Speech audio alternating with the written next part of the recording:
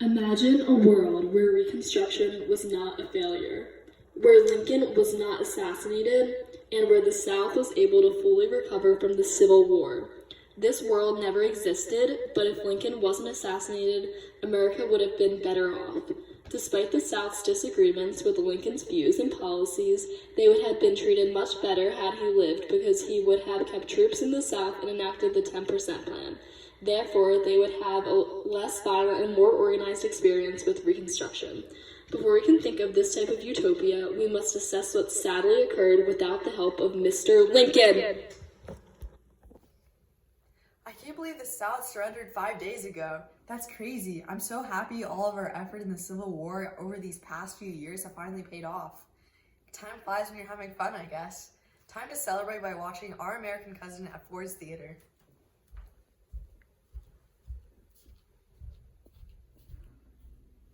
It'd be a shame if something ruined my movie watching experience.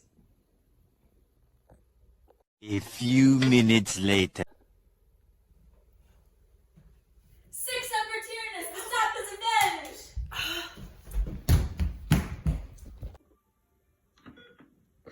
It doesn't really matter.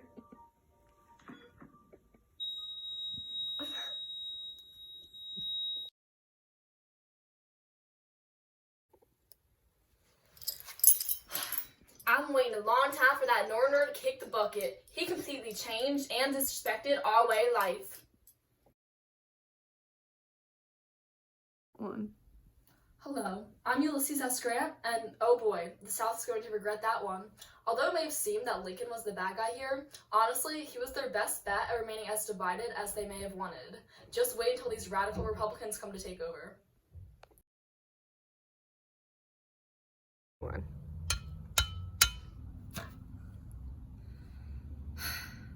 You know, now that Lincoln's dead, I feel if Jefferson Davis had publicly offered to rejoin the Union in return for rescinding the Emancipation Proclamation, Abraham Lincoln would have agreed. This non-event is the Civil War's greatest irony. Lincoln's willingness to renounce emancipation made slavery's abolition problematic, while Davis's unwillingness to renounce independence made slavery's abolition certain. But alas, now Lincoln's dead.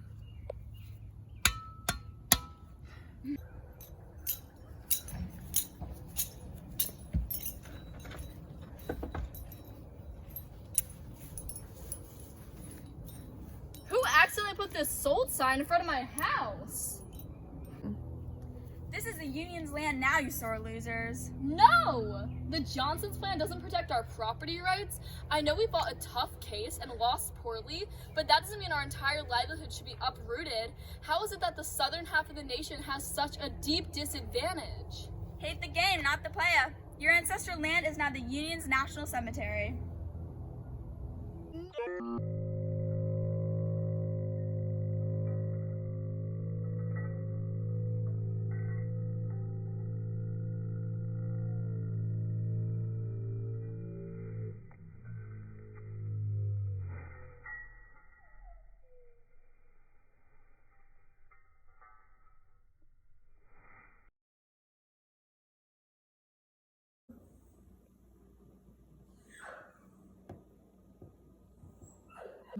Well, there goes the 10% plan. No, not the plan that only required 10% of Confederates to pledge an oath of allegiance to the Union. Lincoln's ideas on this Reconstruction was the most realistic to quickly restore the faith of our nation.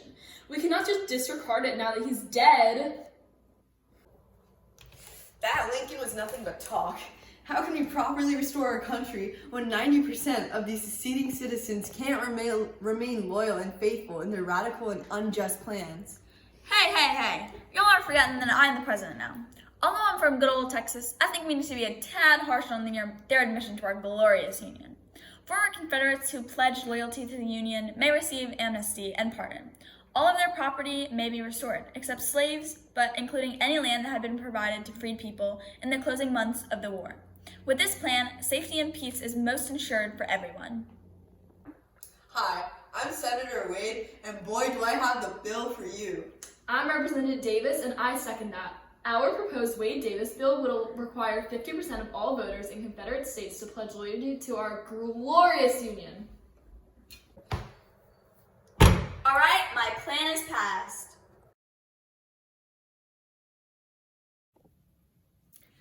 I thought with the North winning this bloody war, our rights would be ensured. Instead, there's almost no progression being shown in these past couple of years, as African Americans were therefore dissuaded from every attempt at self-protection or aggression by their friends as well as their enemies. Sharecropping has replaced slavery almost all over the South with so little difference than enslavement offered.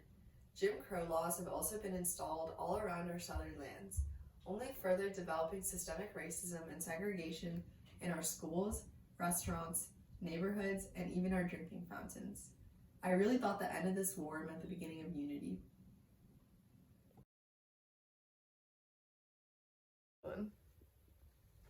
Even though it seems as if many progressive acts have been passed, many obstacles still stand in the way of African Americans fully realizing their 15th Amendment rights. Ulysses S. Grant is acting as a decent placeholder for the Republican Party as he fought for us in the Civil War, but our voting rights are only becoming more difficult to attain through the sneaky installment of tests, taxes, and terror by Southern officials. The other day, I walked down to the polling booth in my town after working a long sharecropping shift to try to re-elect Ulysses S. Grant. Tell me why, when I pulled up there, they tried to get me to solve this calculus problem? Like, what even is calculus?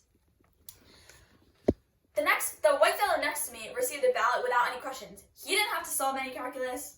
Also, they handed me a pamphlet that said, as citizens of the United States, you cannot value too highly your right to vote. They also included only the names of select southern states in proclaiming that in order to even register, you must pay your poll tax. You must register and hold your certificate of registration. If you cannot read and write, you can register if you own $300 worth of property. I don't own $300 worth of property. What type of society are we living in here? Does the Bill of Rights not now establish universal male suffrage? What even was the point of creating the 15th Amendment if it will allow the Southern governments to circle around granting any rights to African Americans? We need some authority here. Where is Lincoln?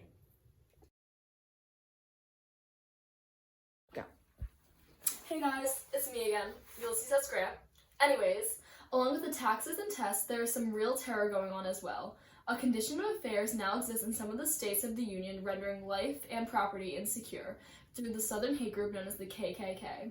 That the power to correct these evils is beyond the control of the state authorities, I do not doubt. Therefore, I urgently recommend such legislation as in the judgment of Congress shall effectively secure life, liberty, and property, and the enforcement of all law in all parts of the United States. The KKK needs to be handled.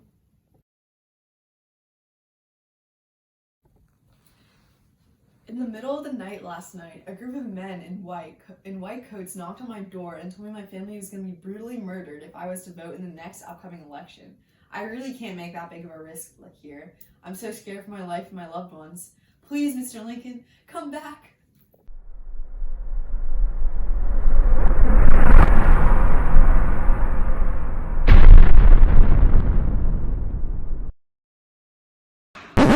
Whoa, whoa. See that guy right there? Looks like he's hit rock bottom.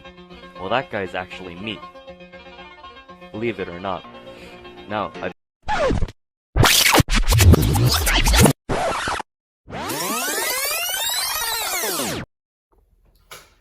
Six up for Tyrannus. The South is avenged. Is that famous actor John Wilkes Booth holding a gun? What? This is a prop. That was a close one. The South would have regretted that for sure. Thank God nothing bad happened. Well, today's a wonderful day to be alive and to enact my 10% plan. I believe such an idea, although originally controversial to my northern supporters, will ultimately create the swiftest and smoothest transition back into the full U.S. unity. Well, thank you, kind sir. Your bill spares us defeated Southerners. No problemo. Wow. Today's a beautiful day to have my property thanks to the 10% plan. I'm so glad my ancestral lands haven't been torn up. After reintegrating into the Union, I've learned more about how to be accepting of others no matter our differences. In all my perplexities and distress, the Bible has never failed to give me light and strength. God has shown me the way, and I am no longer angry at the Union. I am ready to accept any fate I may receive. No problem, Robert. Here in a democracy, we forgive our foes. Now I'm down south campaigning to get new voters. Don't be a chicken and vote Lincoln. Although African American people weren't able to vote during my first term, they can now. I'm here to enforce all of our new Civil War laws so that African American voters don't get treated unfairly at any polls. Sorry, but you need $300 in order to vote. I don't have $300. I thought anyone could vote. You can't put a price on democracy. Let this fine young man vote. Elections belong to the people. It's their decision. If they decide to turn their back on the fire and burn their behinds, then they will just have to sit on their blisters. What a democratic man. He has my vote.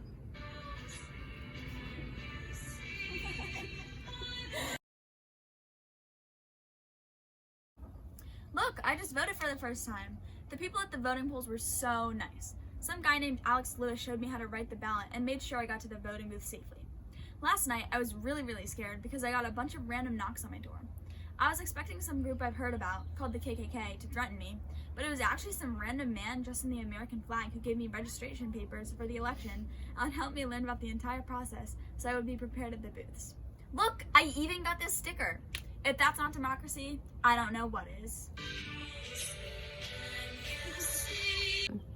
Now, which world would you rather live in? A world with Lincoln or a world without?